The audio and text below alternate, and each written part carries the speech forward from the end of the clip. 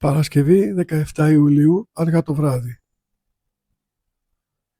Άνοιξα το κινητό πριν από λίγο. Σκρόλαρα για μερικά λεπτά στις ειδήσεις και στα social και ένιωσα αμέσως αυτό το γνώριμο βαρύ σφίξιμο στο στομάχι. Παντού ένταση, φασαρία, κακά νέα, άνθρωποι που φωνάζουν για μια διάχυτη κακία που μοιάζει να ξεχυλίζει από παντού. Είναι σαν να ζούμε μέσα σε μια μόνιμη άγρια καταιγίδα και τα παράθυρά μας να είναι ορθάνυχτα. Πιάνω συχνά τον εαυτό μου να κουβαλάει ένα βάρος που στην πραγματικότητα δεν είναι καν δικό μου. Νιώθω μια απαράξενη πίεση, λες και είμαι υποχρεωμένος να μάθω, να αναλύσω και να στεναχωρηθώ για όλο τον πόνο του πλανήτη μέσα σε ένα βράδυ. Αντιδρώ στα πάντα. Θυμώνω με την οθόνη, σκέφτομαι συνέχεια πού βαδίζουμε και τελικά το μόνο που καταφέρνω είναι να γεμίζω με ένα μόνιμο υπόκοφο άγχος. Έχει γίνει πια η κανονικότητά μου να είμαι μονίμως η τζίτα, φορτωμένος με ξένη σκοτούρα. Το σκέφτηκα πιο ψύχραιμα, βλέποντας μια μικρή γρατζουνιά που είχα κάνει πριν μέρες στο χέρι μου. Όταν κάνουμε μια γρατζουνιά στο δέρμα μας, δεν κάνουμε τίποτα το σπουδαίο. Δεν κάθομαι πάνω από πληγή να της φωνάξω να κλείσει, ούτε αρχίζω να την πιέζω για να γιατρευτεί πιο γρήγορα. Το σώμα μου ξέρει τι να κάνει. Έχει το δικό του τρόπο να κλείνει τις τρύπες του.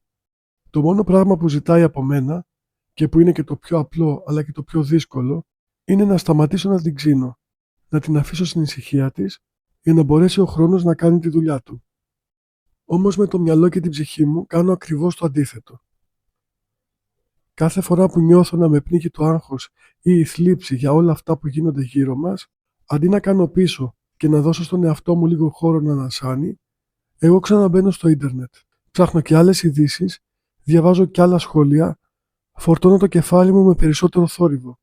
Είναι σαν να έχω μια ανοιχτή, ματωμένη πληγή και να πηγαίνω κάθε 5 λεπτά να την ξύνω με τα νύχια μου και μετά να αναρωτιέμαι με παράπονο γιατί πονάει ακόμα και γιατί δεν κλείνει. Σκεφτόμουν λοιπόν, αν δεν δείχνω αυτή τη βασική απλή φροντίδα στο εσωτερικό μου κόσμο, πώς περιμένω να είμαι καλά? Η αυτοθεραπεία τελικά δεν είναι κάποια μεγάλη, δύσκολη επιστημονική θεωρία. Είναι κάτι πολύ πιο γήινο και ανθρώπινο. Είναι η απόφαση που παίρνεις να προστατεύσεις τον εαυτό σου. Σημαίνει να καταλάβεις ότι δεν μπορείς να βοηθήσεις κανέναν και σε τίποτα αν πρώτα έχεις αφήσει να διαλυθείς εσύ ο ίδιος.